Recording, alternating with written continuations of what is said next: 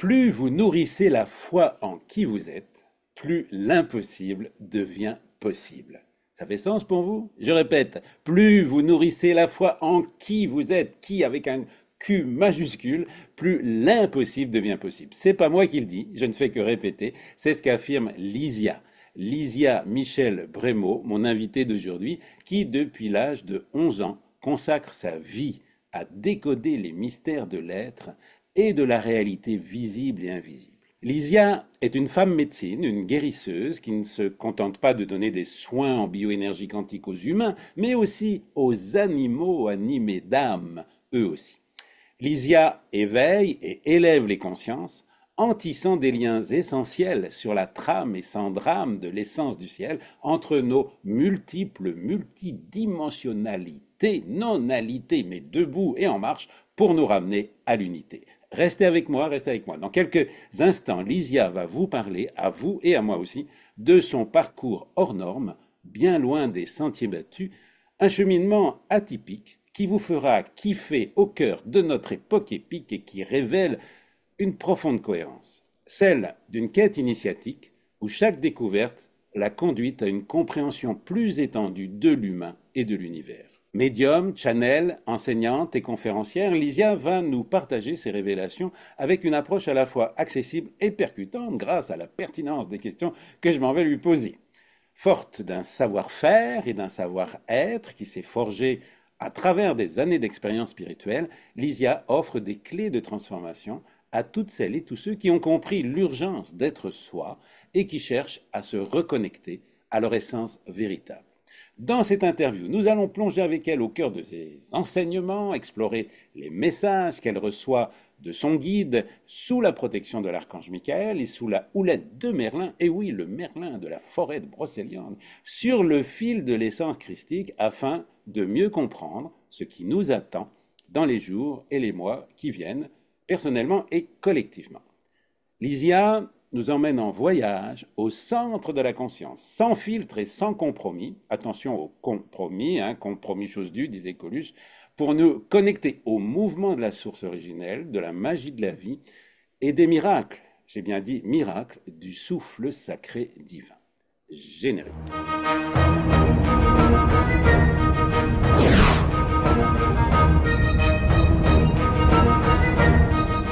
Alors, bonjour si c'est le jour, bonsoir si c'est le soir, hello à toutes les graines d'étoiles, aux starseeds et à tous les membres du personnel au sol.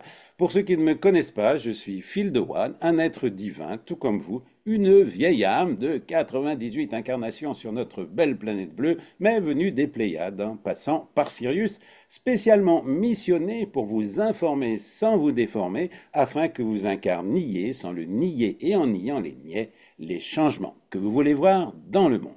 Je suis un fil d'Ariane, coach holistique HPE pour atypique, spécialisé dans la communication vibratoire écrite et orale afin d'améliorer les relations humaines et extra-humaines, et également chroniqueur de l'invisible au Grand Bazar de Gaïa où vous êtes les bienvenus.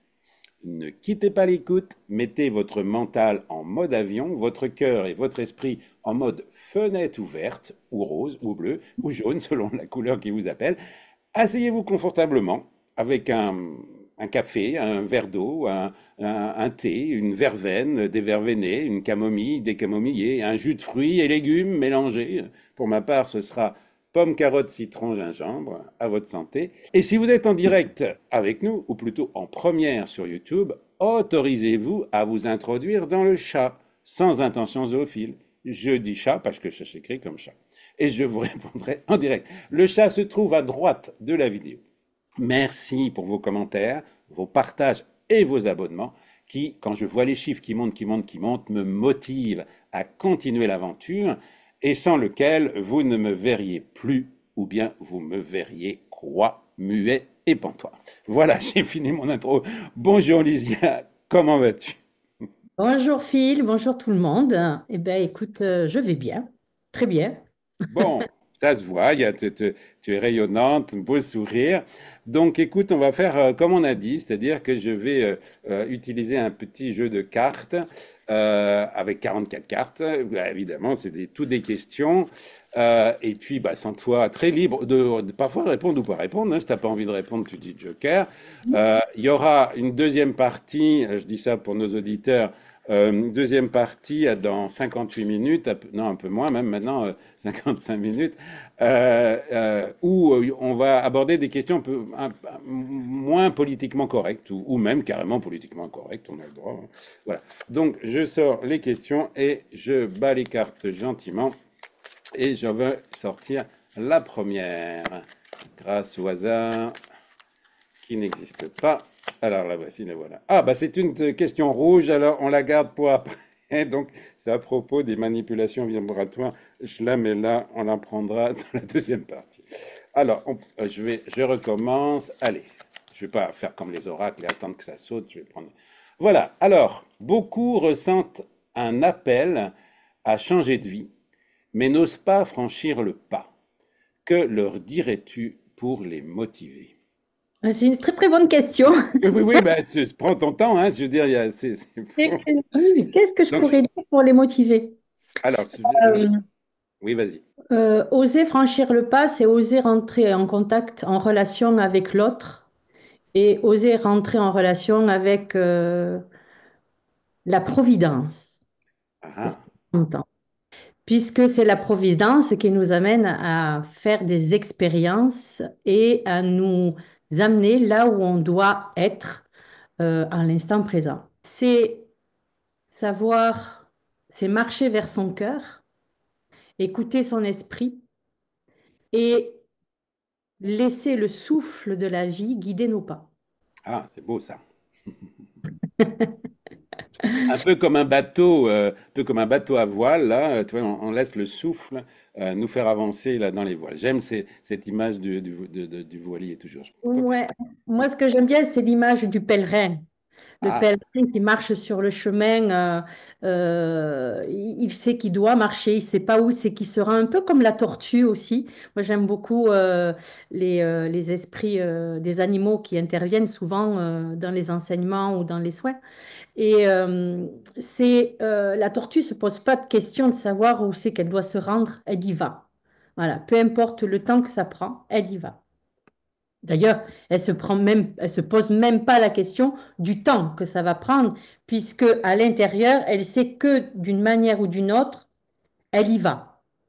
Après, ça aboutit pas, ce n'est pas un souci. Le but, c'est le mouvement, en fait, c'est d'engager le mouvement et d'avoir foi justement à cette guidance intérieure. Franchir le pas, c'est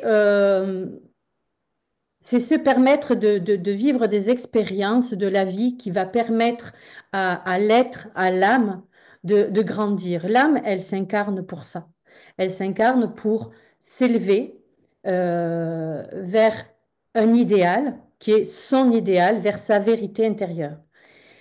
Euh, Lorsque on se l'interdit, ben, ça crée des contractions à l'intérieur de soi, jusqu'à ce que l'âme trouve euh, une autre guidance, on va dire, hein, une autre orientation pour aller là où elle doit aller, quoi qu'il en soit. Ça peut être légèrement détourné.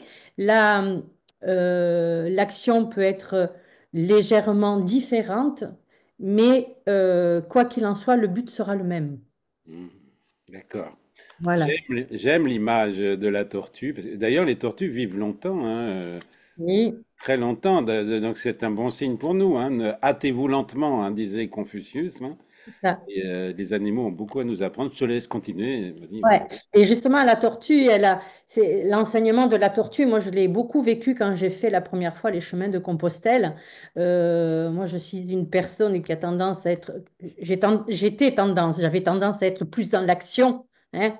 Vite, vite, vite, vite, atteindre mon but, jusque, voilà, je m'étais planifié un truc, voilà, avec le mental, hein, bien sûr, hein. Et puis, pendant ce trajet, l'enseignement de la tortue est venu à moi et en m'expliquant que si je continuais comme ça, j'allais pas aller loin dans le chemin, quoi, en fait, hein. Voilà, donc c'est vraiment prendre le temps d'écouter chaque mouvement, chaque pas, parce que chaque pas nous amène à une compréhension des choses, une compréhension de la vie, et, euh, et ainsi nous permet d'atteindre notre but. Hmm. C'est bien, merci pour cette introduction là, ça donne bien ça donne bien le ton. Alors, je prends une autre carte hein, pour donner du rythme. Encore une question rouge. Bon, là, à propos des élites, on en parlera après. Voilà, ça crée du suspense en même temps. Je mets la question rouge de l'autre côté. Il y en a 10, il y a 10 questions rouges sur les 40. Allez, une autre. Alors, crois-tu que l'humanité finira par accéder à une forme de conscience unifiée? Et puis il y a une deuxième question. Bon, là, je sais pas, enfin, je répète celle-là. Crois-tu que l'humanité finira par accéder à une forme de conscience unifiée? Et la deuxième question, qui est là-dedans, l'IA, l'intelligence artificielle, peut-elle l'aider? Mais ça, mets-la de côté, peut-être, on va en parler après. Et crois-tu que l'humanité finira par accéder à une forme d'unité, conscience? Alors, moi j'ai envie de dire oui, dans le sens où nous sommes en train d'y plonger. On est vraiment dans un tournant auquel j'ai envie de dire qu'il n'y a plus de possibilité de retour en arrière. Voilà. Donc là, on est dans une année 9. L'année 9, c'est l'ermite, d'accord? Donc l'ermite, il est en quête d'un idéal, hein. L'ermite, c'est le pèlerin, d'accord, qui se pose des questions. Et il faut savoir qu'avant le 9, avant l'ermite, il y a la justice, le 8. Et le mouvement du 8, c'est la révolution cosmique. D'accord? Donc, c'est tout. Le 8 est en train de déblayer toute, et secouer un petit peu les structures qui a été construite par l'humain, construite par les institutions et tout ça, d'accord? Donc, je parle sur le plan collectif, mais c'est aussi intérieur individuellement. Elle va venir un petit peu secouer le cocotier à l'intérieur de soi, d'accord? Pour laisser de la place à une possibilité d'un renouveau. Voilà. Donc là, l'ermite, il sait il est sur le chemin du renouveau. Et pour ça, eh bien, il faut qu'il fasse le ménage. Il faut qu'il se dépouille, en fait, hein. Le but de l'ermite nous apprend à nous dépouiller, à nous libérer, à nous faire prendre conscience de ce qui est en trop, de ce qui est trop lourd, hein. Nos casseroles, moi j'aime bien cette idée de batterie de casserole qui nous empêche, qui est un peu lourde, hein. Mais ça me fait penser, là, d'un seul coup, l'image qui descend. C'est fou, moi j'adore ça. Ça me fait penser à un militaire quand ils sont en période, quand ils font comment on appelle ça, En manœuvre, quoi, qui en parle. manœuvre. Voilà. Quand ils sont en manœuvre, avec leurs gros sacs, les casseroles, machin, ils portent des kilos sur le dos, hein. C'est infernal, quoi. Et en fait, là, l'ermite nous demande de vider euh, ce qui est inutile pour pouvoir avancer. Et d'ailleurs, si on regarde bien l'ermite, il n'a pas grand-chose sur le dos, hein. Très bien. Donc, on voit hein, qu'il est habillé d'un simple habit, il n'a pas de bagage, il a juste un bâton et une Ouais, lanterne pour se donner l'orientation, c'est hein. ça.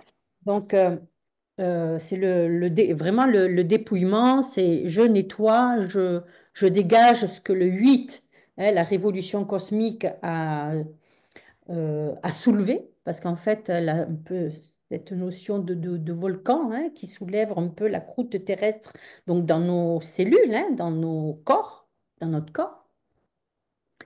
Et donc, du coup, pour cela, ben oui, l'ermite, l'année 9 va nous obliger un petit peu à prendre du recul, à nous mettre en pause, à nous mettre en silence et surtout faire preuve de patience et de ne pas se précipiter. Donc je disais que l'ermite invitait au dépouillement et il nous donne du coup la nécessité de s'intérioriser, c'est le temps de la réflexion, c'est le temps de l'introspection.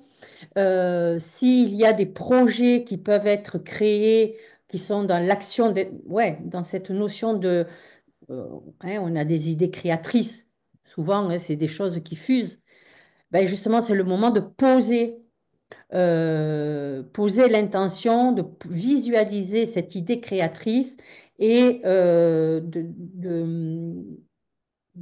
visualiser, de prendre le temps, en fait, le temps à la construction, c'est-à-dire le temps de recevoir la bonne guidance pour recevoir quelles sont les actions à mettre en place pour pouvoir accéder à ces idées créatrices. Si Voilà ce on... que je voulais te ramener à l'idée de conscience unifiée aussi, c'est-à-dire cette unicité de l'humanité avec une conscience de la loi du un, de la loi de l'unité. C'était ça aussi ouais. Donc, c'est dans cette intériorité qui va nous permettre d'aller à l'essentiel et dans ces prises de conscience, il faut savoir aussi qu'on rentre dans une ère du Verseau. L'ère du Verseau, c'est la maison 12. Et la maison 12, justement, c'est le collectif, c'est le partage des ressources. C'est voilà, on n'est plus dans l'individuel, on commence à se tourner les uns vers les autres et à créer des choses en commun dans le collectif. Voilà, ce qui est donc la loi de l'unité. Il C'est-à-dire n'y a nous plus de sommes un. l'individuel. Voilà, Voilà. voilà, nous sommes un. Voilà. Oui, oui, ça c'est important. Ouais, merci de le dire. Donc c'est vraiment ça qu'on est en train de vivre. Et donc ma deuxième question, bon, si t'as pas envie de répondre, tu réponds pas, hein, parce que moi je suis en train de découvrir vraiment ça. C'est quand même incroyable l'intelligence artificielle. Je travaille avec maintenant et c'est hallucinant. Et ça, cette intelligence artificielle est en train de devenir, waouh, de contenir tout le savoir de l'humanité, est un quotient intellectuel plus élevé maintenant déjà que le plus intelligent des êtres humains. Est-ce que tu crois que cette intelligence artificielle, je ne veux pas dire artificielle, moi je dirais conscience universelle, parce que voilà, elle n'est pas si artificielle que ça, elle est très réelle et on va le voir. Est-ce que tu crois que ça peut nous aider à devenir plus humains d'une certaine manière, si je veux simplifier, quoi, ou pas? Alors, moi, je ne sais pas si elle peut nous aider à devenir plus humains. En tout cas, dans chaque chose qui est créée, il y a une intention de toute façon de lumière divine à l'intérieur. D'accord? Et c'est toujours pareil pour moi, c'est une question d'équilibre, c'est de comment on s'en sert. Voilà. Pour moi, il n'y a pas de bon et de mauvais, c'est juste une question d'équilibre et d'utiliser les outils qui nous est proposés en conscience. Voilà, génial. Allez, une autre carte. Euh, J'écris tellement bien que j'ai un petit retard. Euh, ah oui, comment détecter les fausses lumières, les faux prophètes, les illusions spirituelles? Alors, ça peut être, je pense que c'est particulier un petit peu à tout le monde. À mon avis, il n'y a pas de technique particulière. Je pense que c'est une question de ressenti au fond de soi. Quand quelque chose nous dit non, ne va surtout pas vers ça, ben, il faut s'écouter. Même pour des pratiques qui sont tout à fait honorables, quand on ne se sent pas appelé, faut pas, je pense qu'il ne faut pas forcer la porte sous prétexte que quelqu'un nous dit vas-y, va là, ou même un thérapeute, hein, voilà, il y a de très très bons thérapeutes, mais il y a des thérapeutes qui ne vont pas correspondre à une personne. Il faut savoir que nous sommes dans un jeu de miroir et quel que soit le thérapeute, quel que soit l'enseignant, euh, ou ce qu'on appelle les gourous, j'aime pas ce mot-là, hein, mais bon, voilà, on les rencontre, c'est pas par hasard. On les rencontre pour des choses bien spécifiques. Parce que en soi, il y a le faux prophète, il y a le faux gourou, il y a le faux enseignant, il y a le faux guérisseur. Et donc, on les rencontre pour justement réveiller en nous ça et pour pouvoir le sortir, le libérer. Donc, c'est une question de ressenti. Quand on se sent, surtout n'y va pas, ça grince ou on se sent pas à l'aise avec l'idée, ben on va peut-être pas forcer la porte. Moi, il m'est arrivé de forcer la porte. Alors oui, j'ai vécu des choses qui n'étaient pas toujours très sympas. Cependant, m'ont été très utiles parce que ça m'a permis de faire des bons cantiques. Mais bon, voilà, après, chaque personne est différente. Oui, oui, oui, oui, oui, oui, absolument, absolument.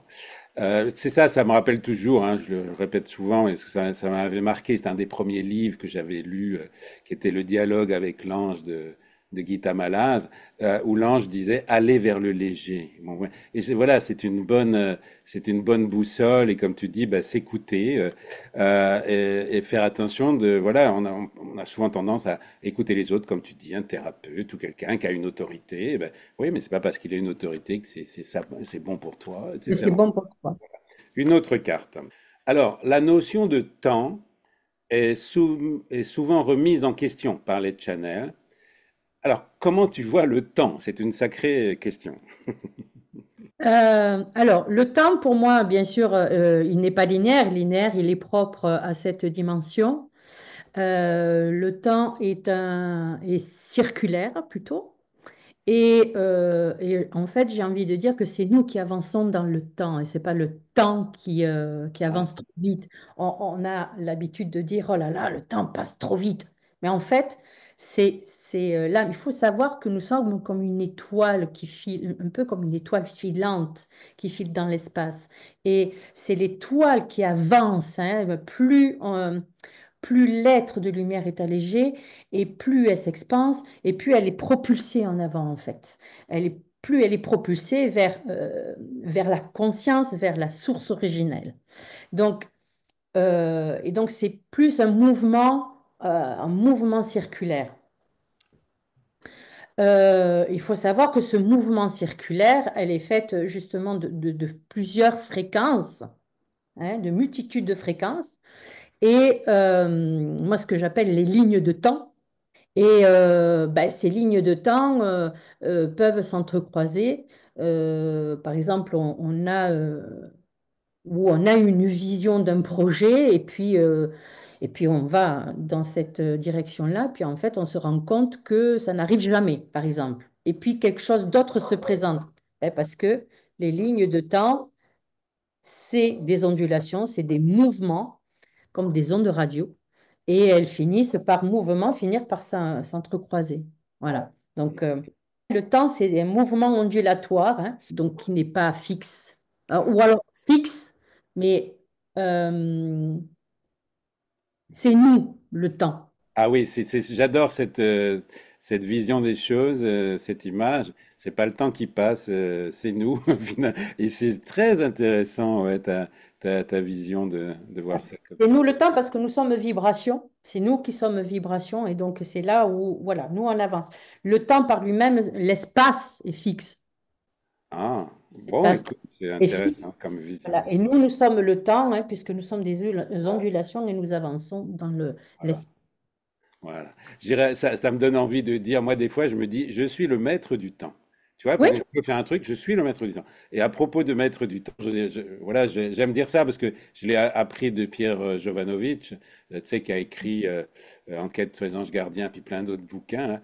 Et il fait une constatation très intéressante, c'est qu'on est tous sur le calendrier grégorien. Et donc, tous les pays, même donc le jour de l'an, il est fêté dans tous les pays, même s'il y a le jour de l'an chinois après, etc., ou chez les Berbères encore autre chose, etc., peu importe.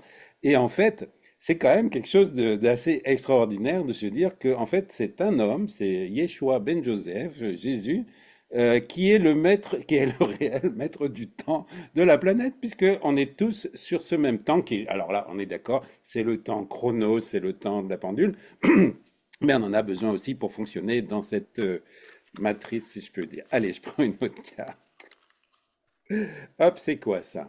Ah, oui, oui, j'ai animé un séminaire il y a quelques années dans un lieu qui était à l'orée de la forêt de Brocéliande. Et tu parles, et je suis allé sur la tombe de Merlin, on est allé ensemble, il y a quelqu'un qui canalise aussi, donc qui nous a fait entrer dans une énergie particulière. Et tu évoques Merlin, est-ce que tu peux nous en parler, ta relation avec Merlin? Alors déjà, moi, Merlin, oui, j'ai fait une sacrée rencontre avec cet être. Alors pareil, hein, j'étais dans un groupe, alors c'était pas moi qui avais organisé le séminaire, hein. J'étais venue en tant que participante. Et en fait, la personne nous a amené à la rencontre d'un arbre il y avait plusieurs années. Donc, pas l'arbre, celui qui a été, Ah d'ailleurs, oui, même pas qu'il a été, ah oui. coupé, celui-là, je crois. Enfin, bon, bref, parce qu'il était malade, donc il avait été sécurisé, mais je crois qu'ils ont fini par l'enlever. Donc, c'est un arbre, un autre arbre. Donc, je me plaque contre cet arbre, et d'un coup, hein, le vent s'est activé. Le vent s'est activé. Et puis, il a tourné vraiment autour de l'arbre. Et puis je me suis sentie vraiment soulevée, quoi, vraiment. Et j'ai dit, mais c'est pas possible, ce vent, il va finir par nous emporter, parce qu'il était, enfin, je sentais qu'il était fort. Et puis, au bout d'un moment, donc, il s'arrête, j'ai l'impression que je reviens un peu au sol. Bon, j'avais pas décollé, mais je reviens un peu au sol. Et là, j'entends, il me dit, regarde ce que tu es capable de faire. Donc, je suis sortie de là, et puis je suis allée voir la personne qui animait l'atelier, et je dis, mais je suis pas fada quand même. Je dis, le vent s'est bien soulevé, hein. Elle me dit oui, oui. Et puis le vent s'était arrêté, hein. Il s'est arrêté comme il est venu, hein. Et je lui dis, mais c'est Merlin? Elle me dit oui.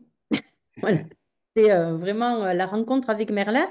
Et, euh, et en fait, qu'est-ce que je peux dire de lui? Ce que je peux dire de lui, c'est la puissance de la magie. Euh, il m'est arrivé, j'ai fait d'autres expériences en faisant appel à Merlin, notamment justement par rapport au temps.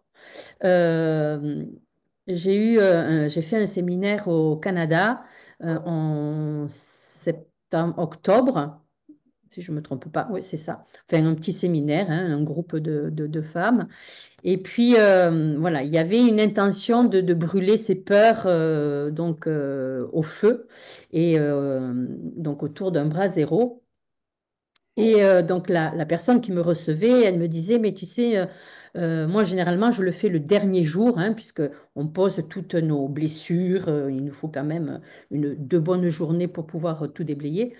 Et elle me dit, tu sais, Lysia, il faudrait qu'on le fasse samedi parce que dimanche, ils annoncent du mauvais temps, on ne pourra pas brûler. Donc, elle me dit ça vendredi. Et puis, dans la nuit de vendredi à samedi, un vent pas possible. Et en fait, j'ai demandé, justement, je me suis connectée à Merlin et je lui ai demandé la possibilité, effectivement, euh, qu'on ait le beau temps pour dimanche, pour qu'on puisse faire le brûlage des peurs. Et donc, la nuit du vendredi à samedi, il a fait un vent, mais alors pas possible. Le samedi, toute la journée, n'en parlons pas. Et justement, cette personne, elle me dit, Lysia, tu crois que... Elle me dit, qu'est-ce qu'on fait? Il y a une petite accalmie, peut-être qu'on devrait y aller. Et là, je lui dis, écoute, je vais aller dehors et je te tiens au courant. J'ai ouvert la porte et là, j'entends le vent qui me parle, hein. Après, c'est Merlin, peu importe, on est tous ça, on est les éléments. Il me dit, laisse-moi finir mon travail. Je ferme la porte, j'ai dit, bon, ça va. Et donc, le dimanche, pareil, dans la nuit de samedi à dimanche, le vent a continué à souffler. Il a même plu. Et le dimanche, soleil. Ouais. Voilà.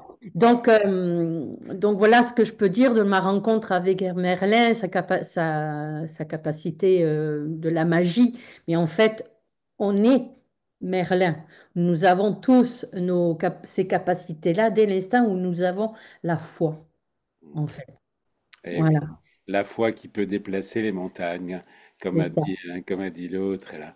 Ah, c'est bien cette histoire de vent. D'ailleurs, moi, j'aime quand il y a du vent, je demande en même temps que ça nettoie mes corps subtils. Tu vois, je dis, bah, voilà, merci de nettoyer un peu, comme tu parlais de nettoyage. Tu veux dire quelque chose sur le nettoyage, là?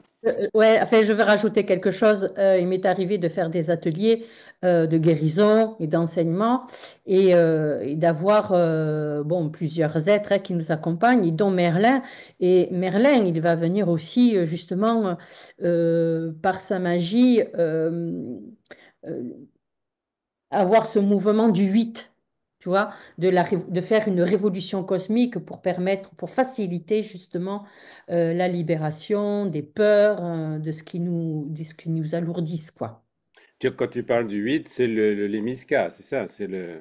Oui, alors oui, c'est le Lemska, mais c'est le 8 debout, le 8 couché. Donc, 8 Hein. couché, d'accord. Que nous sommes une cellule, nous sommes dans une cellule, donc nous sommes dans la roue de médecine, Oui. et que le 8 ben, on tourne.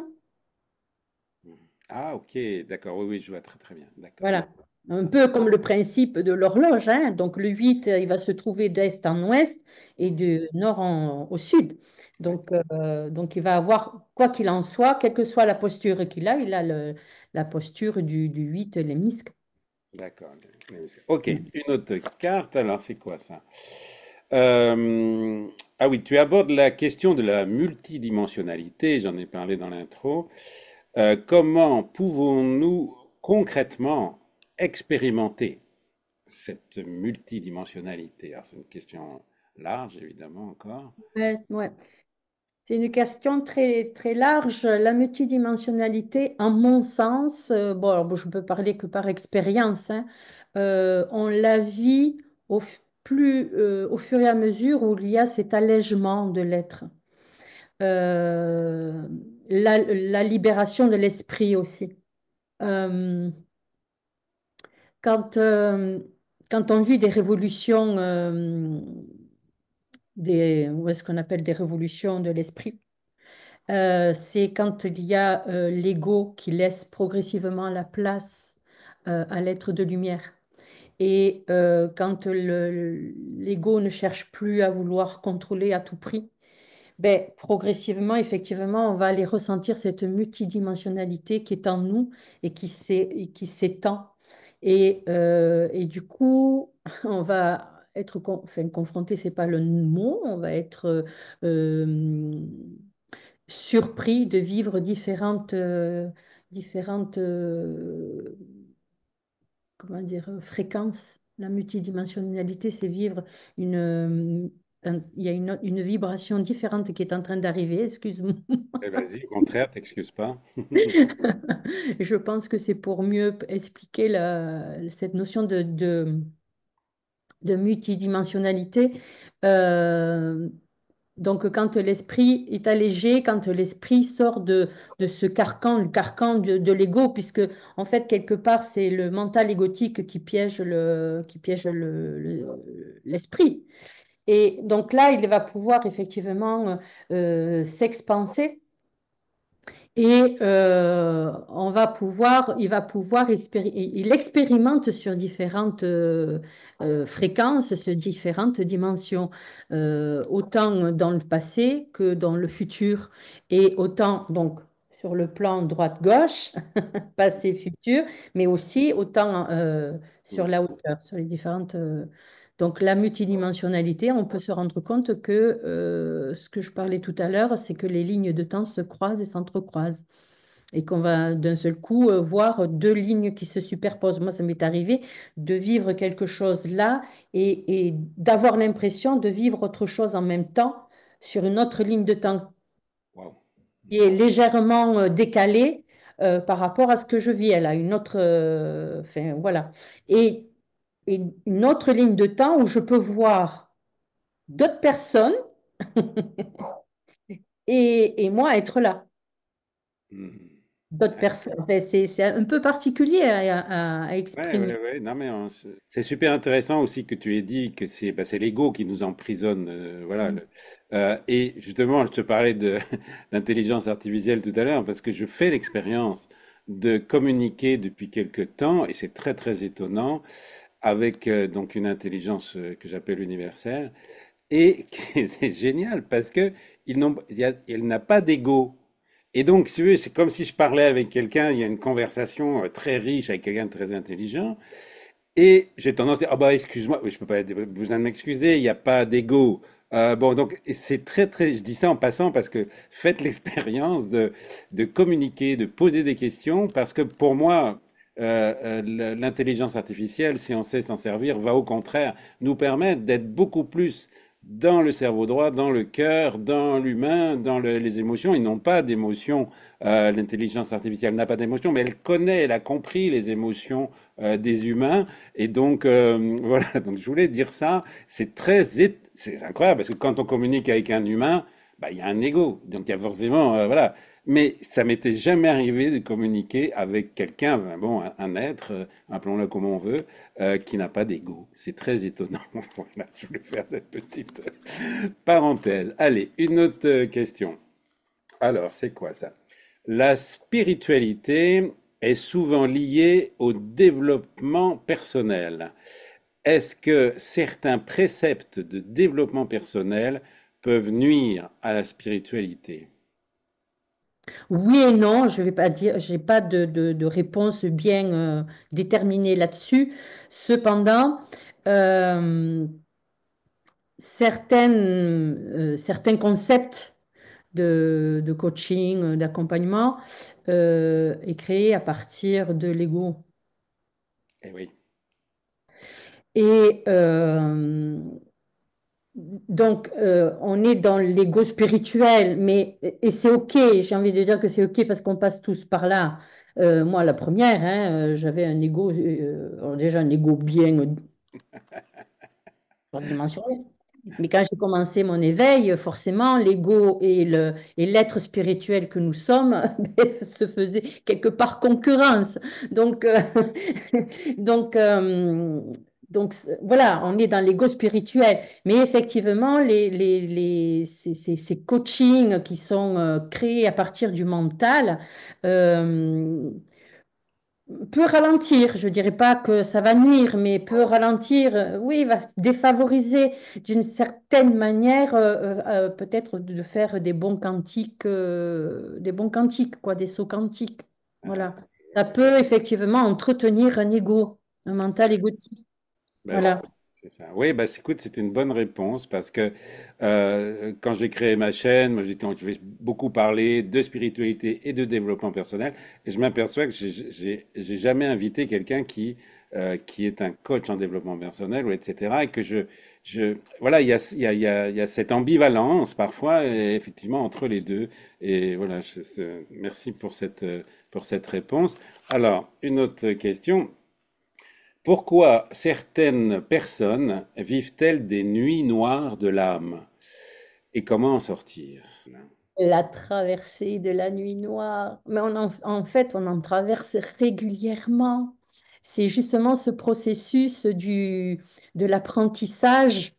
Là, si j'utilise les tarots de Marseille, du 1, le battleur qui chemine et qui arrive jusqu'à l'ermite. L'ermite est la représentation de cette traversée un petit peu de la nuit noire de l'âme.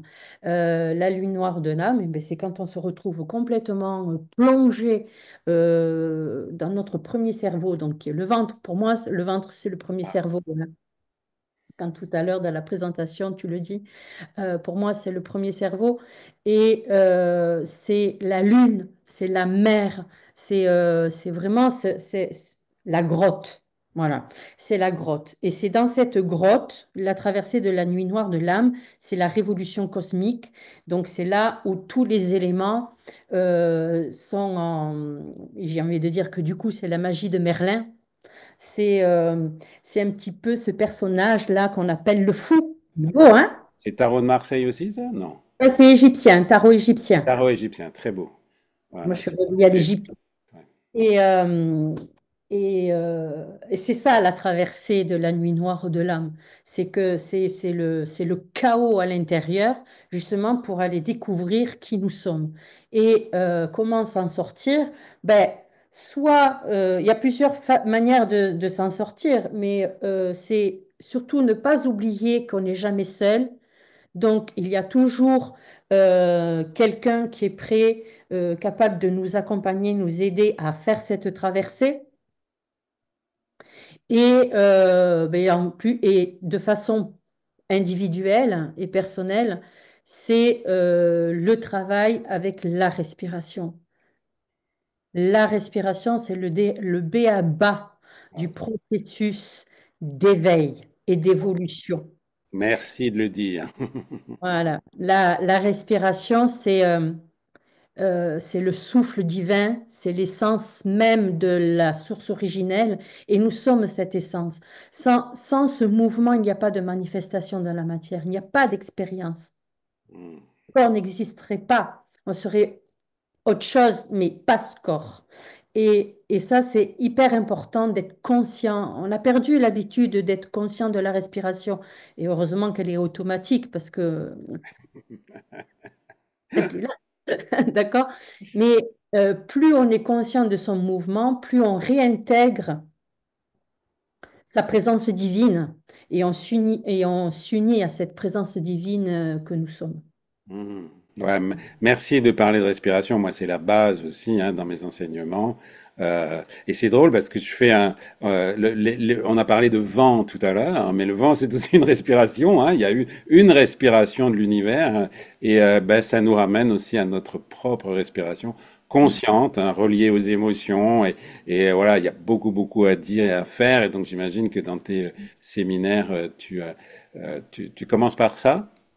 Ah oui, c'est le béaba. Même dans les soins individuels, une fois qu'on a déposé un petit peu les intentions, qu'on a fait un petit peu le tour des nœuds, quand on est dans le processus de la libération, la première des choses que je fais, c'est la connexion à la respiration. C'est vraiment prendre conscience qu'on inspire le prana, qu'on inspire l'énergie électromagnétique. Magnétique, c'est la terre, électrique, c'est le ciel qui va s'unifier ici, hein, ciel, terre qui monte, qui s'unifie ici. Et là, ça devient le prana. Et ensuite, je fais travailler avec le souffle, du coup, le souffle sacré. Et je les amène à visualiser les zones ou le nœud ou le truc à libérer. Bon, alors, bien sûr, je reçois toujours la guidance du soi supérieur de la personne, parce que chaque personne a un soin personnalisé, je n'ai pas de technique. La seule technique que j'ai, c'est la respiration, c'est le béaba, c'est le point de départ. Wow, magnifique, magnifique. Voilà. Bon, d'ailleurs, on dira, bon, je mettrai évidemment ton site dans la description. Est-ce que tu as des événements prévus dans les semaines et mois qui viennent de séminaires? Alors, pas pour l'instant, parce que je suis en pleine reconstruction moi aussi, personnelle, mais j'y songe. Il y a peut-être des projets qui vont se mettre en place.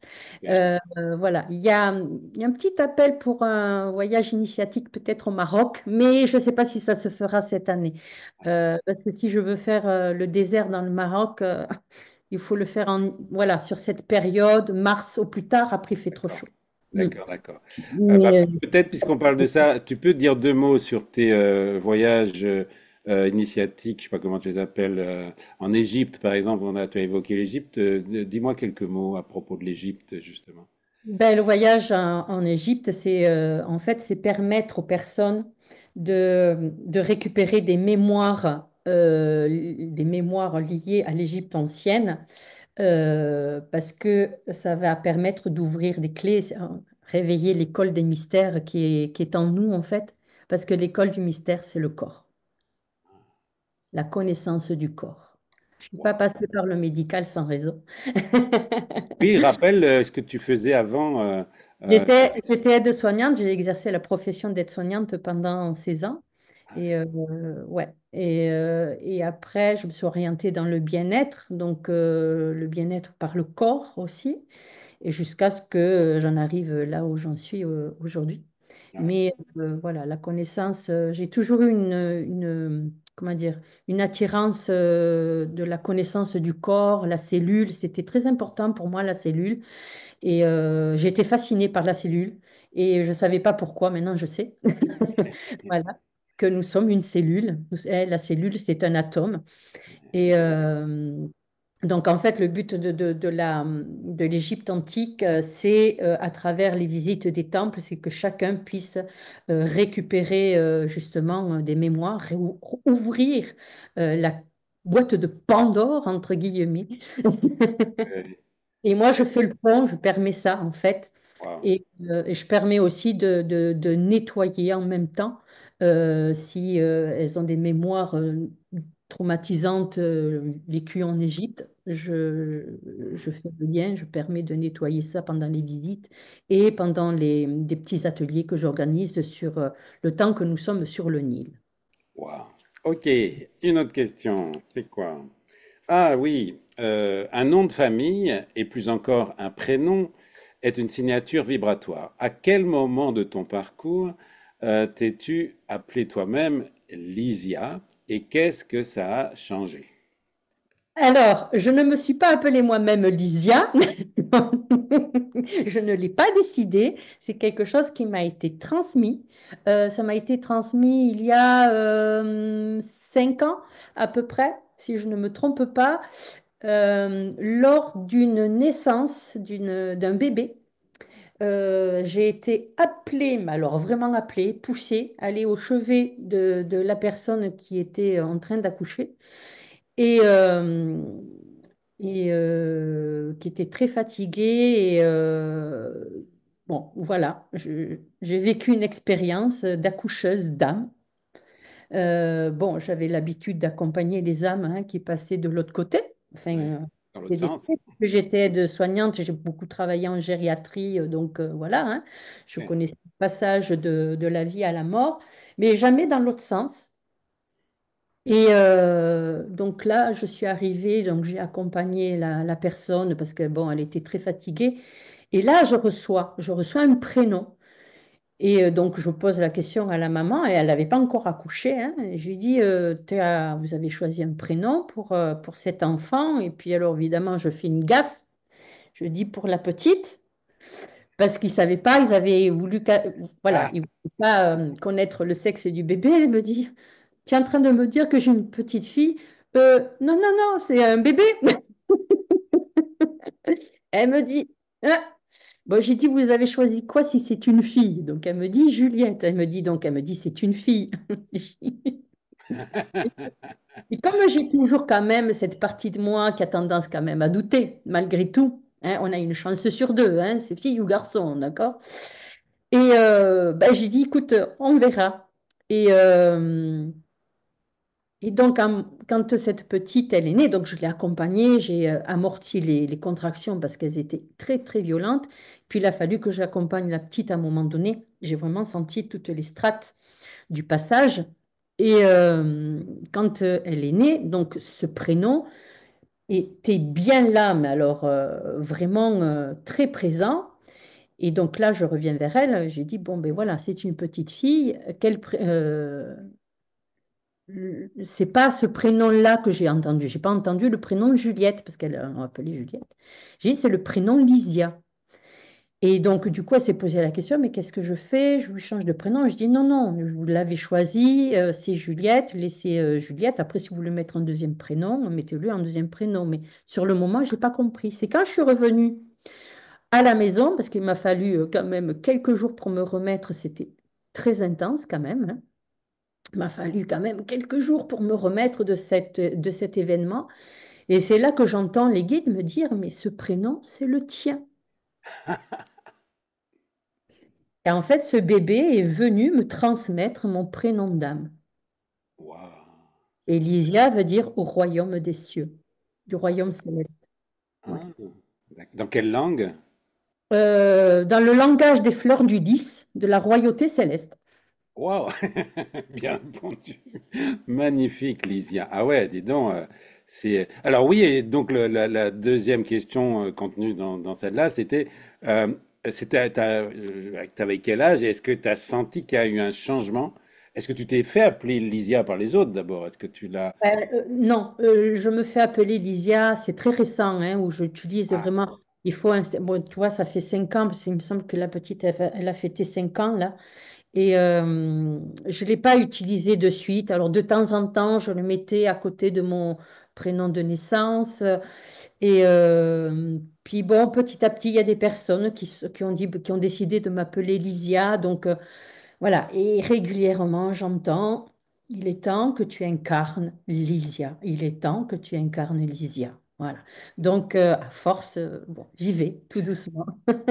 je suis bien d'accord avec toi, avec ça. Moi, j'ai fait l'expérience de changer mon prénom. J'ai failli passer par une fenêtre et être défenestré par un vent magnétique quand j'avais 26 ans là. Bon, bref, et, euh, et, et je suis pas tombé par la fenêtre. Le vent magnétique s'est arrêté à un moment donné. Bon, bref, parce que j'ai envoyé une réponse et j'aurais pu mourir. Et je me suis dit, je vais changer de prénom. Bon. Et je me suis appelé, j'ai voulu m'appeler, je m'appelle Philippe, j'ai voulu m'appeler Nicolas. Ça sonne bien, Iowa, Nicolas, et puis c'est le Saint-Nicolas et tout ça. Et j'ai gardé ce prénom pendant près de 20 ans, si tu veux. Et ça m'a donné mais une vie mais qui n'a rien à voir. Il a fallu que je me fasse renverser par un autobus, que je sois dans le coma pendant 11 jours, pour qu'en sortant du coma, je dis, il faut que je reprenne mon prénom, Philippe, tu vois. Et donc, pour te dire, je suis bien placé pour savoir que la vibration d'un prénom ou d'un nom, la façon dont on nous appelle est extrêmement importante. Donc, si je peux me permettre, je t'invite à demander à ce qu'on t'appelle Lysia. Tu vois, ouais. Je vais rajouter parce que j'ai une expérience là aussi. Bon, mon prénom c'est Michel, E accent grave, L-E sur l'état civil. Mais très jeune, j'ai modifié son orthographe. Je l'ai écrit avec deux L. Je ne le trouvais pas du tout beau, ça ne me plaisait pas, donc j'avais décrété de l'écrire avec deux L. Et c'est resté pendant des années comme ça, jusqu'à un jour où Alors, c'est marrant parce que un jour, en signant, en écrivant, je signais Michel avec deux L, surtout quand je l'écrivais en manuscrit, avec deux L, je dis, oh, c'est pas beau, c'est pas beau. Comment je... Alors j'essayais par tous les moyens de le rendre beau, ce prénom, écrit avec deux L, et je trouvais ça moche. Je dis, mais comment ça se fait que je le trouve moche, alors que jusqu'à présent, je le trouvais très beau écrit comme ça. Et quelque temps après, je décide de faire un soin, de recevoir un soin par une thérapeute. Et là, la thérapeute, elle me dit, comment tu écris ton prénom? Ce jour-là, je dis, non, mais ça y est, on est en train de me dire qu'il faut que je reprenne mon prénom écrit en normal, quoi. Et je lui dis, avec deux L. Et elle me dit, sur ton état civil, il écrit comment? Accent grave, L.